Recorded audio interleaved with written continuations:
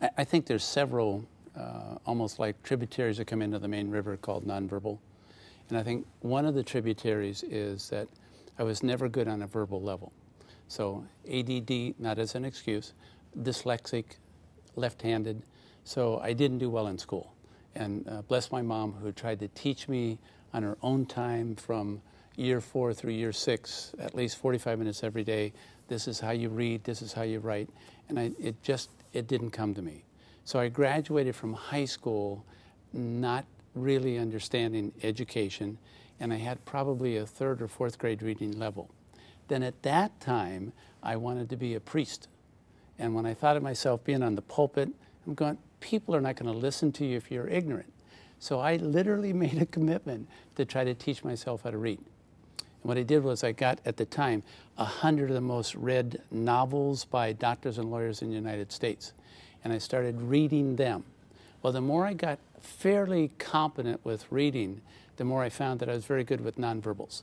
So I was just naturally attracted to nonverbal communication. So when the research came out that nonverbals are more powerful than the verbal level, it just made all the sense in the world to me to start paying attention to what I do with my eyes and my voice, my body, my breathing. And that's how I started specializing in it.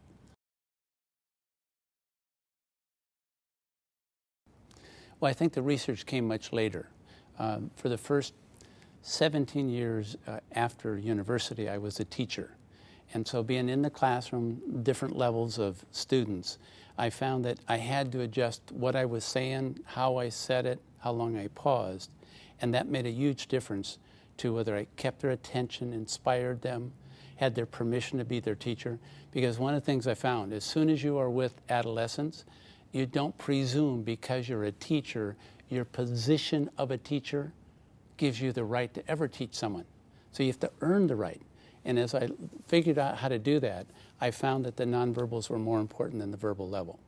So whether I made eye contact or not eye contact, that's when it really started to make more sense. Then after 17 years of teaching, I created my own corporation and started visiting teachers in their classroom, eventually spread over to the corporate world. So going into a classroom, I would watch the teacher teach. And here's the teacher teaching, and here's the students. And I would notice if the teacher did this, here was the effect. And I found that that was consistent. So I don't think I ever would have discovered that on my own. That's when the research started, when I watched other people. And to this day, I still think that you will learn more by knowing what to watch, watching others, than trying to reflect on your own. Well, I came up with a way of thinking about it that maybe would help our viewers out there. And this is mostly for education, but it does have some application into the corporate world. If you look at the classroom as if you have education